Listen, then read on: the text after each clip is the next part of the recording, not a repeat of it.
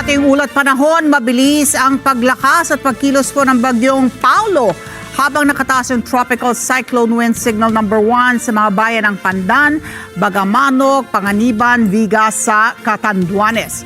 Ang tropical depression Paulo rin po dahilan ng pag-ulan sa Metro Manila, Bicol Region, Isabela, Quirino, Nueva Vizcaya, Abra, Kalinga, Mountain Province, Ifugao, Benguet, Quezon, Aurora, Rizal, Bulacan at Nueva Ecija. Huling namataan ng pag-asa ang bagyo sa layong 685 kilometro silangan ng Virac, Catanduanes. Taglagin nito ang lakas ng hangin na 55 kilometers per hour at may bugsong umaabot sa 70 kilometers per hour. Kumikilos ang bagyo pakanluran, hilagang kanluran sa bilis ng 25 kilometers per hour.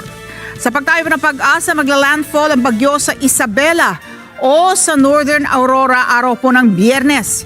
Kung hindi magbabago ang direksyon at bilis, inaasahang lalabas ng Philippine Area of Responsibility ang bagyo araw po ng Sabado.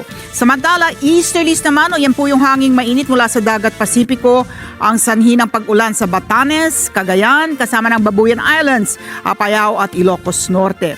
Habang localized thunderstorms naman ang sanhi ng dagli ang pag-ulan sa natitirang bahagi ng bansa. Banayad, hanggang katamtaman po ang alon sa karagatan kaya't walang nakataas na gale warning. Naitala sa 24.1 hanggang 30.4 degrees Celsius ang temperatura sa Metro Manila. Dumubog ang araw alas 5:45 ng dapit hapon kanina at bukas sisikat alas 5:46 ng umaga.